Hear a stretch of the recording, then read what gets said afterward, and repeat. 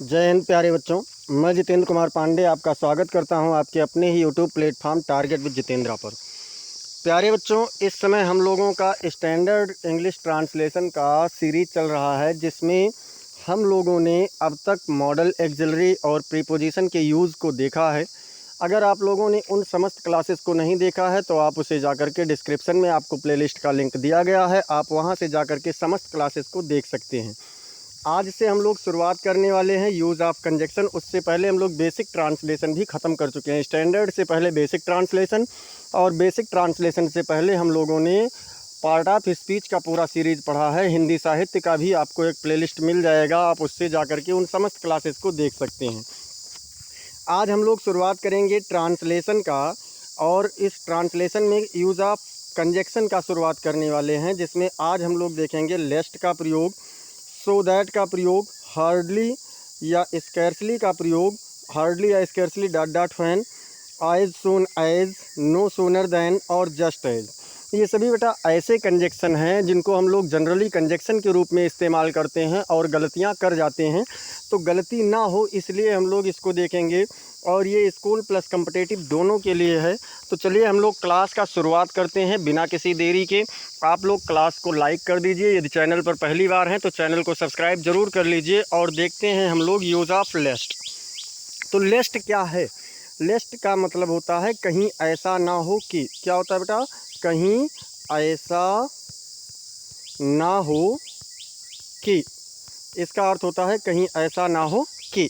अब देखते हैं, तो हानि या अनिष्ट की आशंका होने पर लेस्ट का प्रयोग करते हैं। जब कहीं हानि होने की आशंका होती है या कोई अनिष्ट होने का, कुछ बुरा होने की आशंका होती है, तो उसके लिए हम लोग लेस्ट का प्रयोग करते हैं।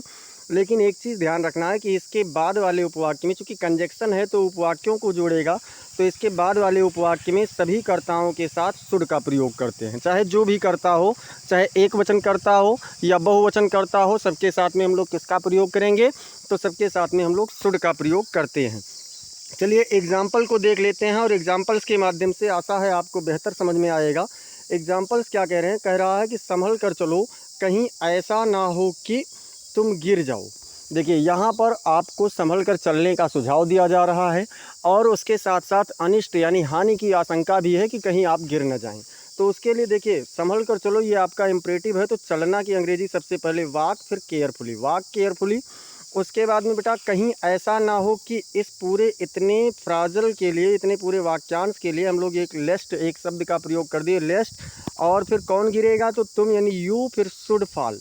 क्या हो जाएगा? यू शुड फॉल, यानी walk carefully लेस्ट you should fall. फिर देखते हैं तो अगला क्या कह रहा है, एक और एग्जाम्पल देख लेते हैं। कठिन परिश्रम करो, कहीं ऐसा ना हो कि तुम असफल हो जाओ। देखिए आपके परिश्रम ना करने की स्थिति में असफलता होने का आशंका बना हुआ है, तो इसलिए कहीं ऐसा ना हो कि का प्रयोग किया गया। तो सबसे पहले देखिए, कठिन परिश्रम करो इम्परेटिव है तो लिखेंगे वर्क हार्ड, और कहीं ऐसा ना हो कि, इसके लिए लेस्ट का प्रयोग किए, और उसमें है कि तुम असफल हो जाओ, तो तुम के लिए यू शुड, सॉरी यहाँ पर फॉल नहीं होगा बेटा, फेल होना चाहिए। यहाँ पर क्या होना चाहिए? फेल। तो work hard लेस्ट you should fail, मतलब दूसरे उपवाक्य में चाहे जो भी करता होगा सबके साथ में शुड का प्रयोग किया जाएगा। शुड का प्रयोग सबके साथ में होगा। आशा है आपको लेस्ट का प्रयोग समझ में आ गया होगा। अब हम लोग देखते हैं use of so that. So that का मतलब क्या होता है? ताकि। सो दैट का मतलब होता है ताकि, या फिर जिससे कि। इसका एक अर्थ और होता है जिससे कि। तो चाहे ताकि कहो या फिर जिससे कि कहो, दोनों आपका सही होगा। एग्जाम अब देखते हैं ये क्या है। तो वाक्य में क्रिया के उद्देश्य को प्रकट करने के लिए सो दैट का प्रयोग करते हैं। किसके लिए बेटा?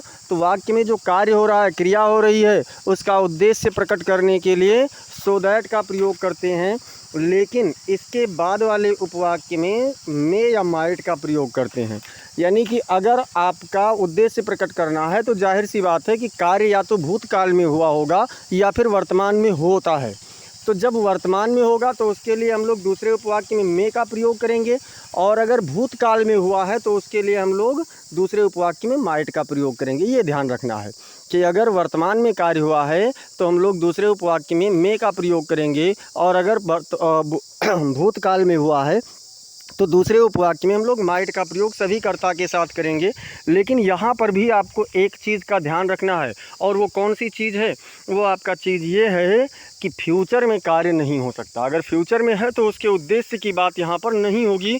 चलिए एग्जाम्पल से समझते हैं और एग्जाम्पल से देखते हैं कि क्या कह रहे हैं। एग्जाम्पल्स कह रहा है वह खाता है ताकि वह जीवित रह सके। देखिए उसके खाने का उद्देश्य क्या है? जीवित रहना। तो क्या करेंगे बेटा? ही एट्स, वह खाता है। ये पहला प्रेजेंट इंडेफिनिट में था, प्रेजेंट इंडेफिनिट में बन गया। अब सो दैट लगाए ताकि के लिए, ताकि या जिससे कि लिए हम लोग क्या लगाया? सो दैट का प्रयोग किया। और दूसरे उपवाक्य में वह जीवित रह सके, इसके लिए क्या करेंगे? मे का प्रयोग होगा। तो he eats so that he में लिव, वह खाता है ताकि वह जीवित रह सके। दूसरे में कहा गया कि वह कठिन परिश्रम करता था। देखो दूसरा पास्ट इंडेफिनिट में हुआ, ताकि जीवन में सफल हो सके। तो कौन होगा भैया? जो परिश्रम करता था ना। तो ही वर्कड हार्ड, वह कठिन परिश्रम करता था। इसको पास्ट इंडेफिनिट में बनाए और फिर हम लोगों ने क्या किया? सो दैट का प्रयोग कर दिया। सो दैट फिर क्या किया? ही माइट सक्सीड, मतलब he worked hard so that he might succeed. ये आप लोगों का बना सो दैट का यूज़। अब आप लोग एक बार कंफर्म कर दीजिए कि क्या आपको लेस्ट और सो दैट का यूज़ समझ में आया या अभी भी कोई कन्फ्यूज़न है। और अगर कन्फ्यूज़न है तो कमेंट सेक्शन में बताइए, और अगर समझ में आ गया है तो चाहे हैंड रेज करके बताइए या फिर यस सर लिख करके बताइए। चलिए चलते हैं हम लोग अगले यूज़ की तरफ। अगला यूज़ क्या है बेटा? अगला यूज़ है यूज़ ऑफ हार्डली या स्कैर्सली डॉट डॉट व्हेन। इसका अर्थ क्या होता है? मुश्किल से ही, फिर उसके बाद में की। व्हेन का अर्थ की होगा, यहाँ पर जब नहीं होगा। तो देखिए हार्डली का प्रयोग वर्ब के तुरंत पहले करते हैं। अगर वाक्य में हम हार्डली लगाएंगे, दोनों का अर्थ एक ही होता है। चाहे हार्डली व्हेन लिखो चाहे स्कैर्सली व्हेन लिखो, दोनों का अर्थ एक ही होता है। अब हार्डली अगर लगा रहे हैं तो उसका प्रयोग वर्ब के तुरंत पहले करते हैं, तथा स्कैर्सली को सबसे पहले लिखकर हेल्पिंग वर्ब लिखने के बाद सब्जेक्ट लिखते हैं। दोनों में फ़र्क इतना है कि अगर स्कैर्सली लिखेंगे तो सबसे पहले स्कैर्सली लिखेंगे, उसके बाद में फिर हेल्पिंग वर्ब लिखेंगे, फिर सब्जेक्ट लिखेंगे। और की के लिए, जो इसमें की है ना, उसके लिए व्हेन का प्रयोग करते हैं। चलिए एग्जाम्पल्स से देखते हैं। और एग्जाम्पल यहाँ पर हमने इसका केवल एक ही लिया है। एक एग्जाम्पल क्या है कि चोर मुश्किल से ही गांव में घुसे थे कि कुत्ते भौंकने लगे। देखिए मुश्किल से ही है ना, दोनों तरीके से एक ही एग्जाम्पल को मैंने बनाया है। तो देखते हैं क्या है। The thief had hardly entered in the village. जब चोर मुश्किल से ही गांव में घुसे थे। The thief had hardly entered in the village when, मतलब कि डॉग्स बिगेन टू बार्क, कुत्ते भौंकने लगे। देखिए यहाँ पर हार्डली का प्रयोग किया गया है। तो कहाँ किया गया बाबू? यहाँ पर ठीक इंटर्ड यानी मेन वर्ब से पहले किया गया है। और जब स्कैर्सली अथवा इसी को हम स्कैर्सली से बनाएंगे तो कैसे बनाएंगे? सबसे पहले स्कैर्सली लिखे, फिर पहला उपवाक्य पास्ट परफेक्ट में है तो उसके लिए सहायक क्रिया हैड लिख लिए। अब हम लोग द थीफ लिखेंगे। Scarcely had the thief entered in the village when dogs began to bark. दोनों में इतना ही अंतर है। हार्डली लगाएंगे तो उसका प्रयोग मेन वर्ब से पहले करेंगे, और स्कैर्सली लगाएंगे तो सबसे पहले स्कैर्सली लिख करके हेल्पिंग वर्ब लिखेंगे, फिर सब्जेक्ट लिखेंगे। पहले उपवाक्य का हेल्पिंग वर्ब रहेगा, और जो भी उपवाक्य वाक्य जिस टेंस में है उसका अनुवाद उसी में कर देंगे। की के लिए व्हेन लिखेंगे। आशा है आपको समझ में आ गया होगा। अगर कन्फ्यूज़न है तो एक बार ज़रूर कमेंट सेक्शन में बताएं। अब हम लोग चलते हैं अगले यूज़ की तरफ। अगला यूज़ क्या कह रहा है? अगला यूज़ है एज सून एज या फिर नो सूनर देन। दोनों का अर्थ एक होता है, ज्यों ही त्यों ही। तो यहाँ पर हमें क्या करना है कि ज्यों ही के लिए एज सून एज का प्रयोग करते हैं, तथा त्यों ही के लिए कामा का प्रयोग करते हैं। मतलब अगर जब हम एज सून एज लगाएंगे तो त्यों ही के लिए क्या करेंगे बेटा? कामा का प्रयोग करेंगे। अथवा ज्यों ही के लिए नो सूनर लिखकर पहले उपवाक्य की हेल्पिंग वर्ब लिखते हैं। अगर त्यों ही लिख रहे हैं तो पहले हम लोग नो सूनर लिख रहे हैं तो सबसे पहले हम लोग पहले उपवाक्य की सहायक क्रिया उसके तुरंत बाद में लिखेंगे। और त्यों ही के लिए दैन का प्रयोग करते हैं। जब त्यों ही रहेगा तो त्यों ही के लिए जो मतलब अगर नो सूनर लिख रहे हैं तो दैन लगाएंगे, एज सून एज लिख रहे हैं तो कामा लगाएंगे। चलिए एग्जाम्पल से समझते हैं और अच्छी तरीके से। एग्जाम्पल्स क्या कह रहे हैं? एग्जाम्पल्स कह रहे हैं कि ज्यों ही मैं बाज़ार गया त्यों ही बारिश होने लगी। क्या कहा? कि ज्यों ही मैं बाज़ार गया त्यों ही बारिश होने लगी। तो इसके लिए क्या करेंगे बेटा? As soon as I went to market. क्या कहा गया? As soon as I went to market, मतलब ज्यों ही मैं बाज़ार गया। अब देखिए त्यों ही के लिए कामा लगा दिए और फिर क्या लिख दिए? इट बिगेन टू रेन, मतलब बारिश होने लगी। अच्छा, जब हम लोग अथवा करके देखते हैं तो अथवा में नो सूनर जब लिखते हैं तो सबसे पहले नो सूनर लिखा।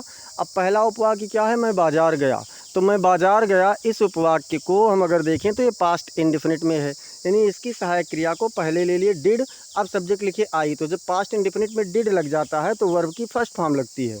तो no sooner did I go to market, than लगा दिए त्यों ही के लिए, और इट बिगेन टू रैन, मतलब no sooner did I go to market than it began to rain. आशा है आपको एज सून एज और नो सूनर दैन में अंतर समझ में आ गया होगा। अब हम लोग चलते हैं जस्ट एज के प्रयोग की तरफ। जस्ट एज क्या कह रहा है, जस्ट एज मतलब होता है ठीक उस समय जब, और संभवतः ये आज का आखिरी यूज़ है। तो अब तक अगर आप लोगों ने बेटा क्लास को लाइक नहीं किया है तो क्लास को लाइक कर दीजिए और कमेंट सेक्शन में बताते रहें कि आपको क्लास कैसी लगी। तो या आपको कोई अगर कन्फ्यूज़न है तो भी बताइए। इसका अर्थ होता है बेटा ठीक उस समय जब, इसका अर्थ क्या होता है, ठीक उस समय जब। तो इसमें कोई ख़ास नहीं है, बस केवल ये ध्यान रखना है कि जो उपवाक्य जिस टेंस में है उसका अनुवाद उसी में करेंगे, और ठीक उस समय जब के लिए क्या करेंगे, तो हम लोग जस्ट एज का प्रयोग करेंगे। जैसे वह मेरे पास ठीक उस समय आया जब मैं पढ़ रहा था, तो वह मेरे पास आया पहले इसका बना लो, तो ही केम टू मी मतलब वह मेरे पास आया। अब ठीक उस समय जब के लिए जस्ट एज लगा दिए। फिर मैं पढ़ रहा था बच्चा, तो I was reading, he came to me just as I was reading, वह मेरे पास ठीक उस समय आया जब मैं पढ़ रहा था। और देखते हैं तो और क्या एग्जाम्पल है, अध्यापक ठीक उस समय कक्षा में आए जब बच्चे शोर मचा रहे थे। तो कौन आया भैया, अध्यापक, यानी the teacher came into the class, अध्यापक कक्षा में आए, पहले इसका बना लो, तो the teacher came into the class, फिर जस्ट एज लिखेंगे ठीक उस समय जब children VR making a noise, बच्चे शोर मचा रहे थे। तो ये बेटा आज हम लोगों का इतने यूज़ का रहा, और थोड़े थोड़े यूज़ जब लाता हूँ तो थोड़े थोड़े इसलिए लाता हूँ ताकि आपको बेहतर ढंग से समझ में आ जाए। अब हम लोग बेटा अगली क्लास में और कंजक्शन जो बच रहे हैं उनका देखेंगे, या हो सकता है 1-2 पार्ट और चले। तो तब तक के लिए उन समस्त क्लासेस को पाने के लिए चैनल को सब्सक्राइब कीजिए और बेल आइकन ज़रूर दबाइए, जिससे आपको आने वाली समस्त महत्वपूर्ण क्लास की अपडेट्स मिलती रहें। क्लास को अगर अब तक लाइक नहीं किया है तो लाइक कर दीजिए, इसे आप अपने मित्रों के पास शेयर कर दीजिए, और कमेंट सेक्शन में अगर कोई कन्फ्यूज़न है तो बताएं, और आपको क्लास कैसी लगी ये भी बताएं। कमेंट सेक्शन में आप लोग बताइए। अगर कोई आपको कन्फ्यूज़न है बाद में आप जानना चाहते हैं तो उसके लिए आप लोग टेलीग्राम के लिंक से जुड़ जाएं, वहां पर आपके समस्त समस्याओं का, समस्त डाउट्स को क्लियर किया जाएगा। तो चलिए मिलते हैं फिर अभी शाम 7 बजे हिंदी वाली क्लास में, तब तक के लिए जय हिंद जय भारत।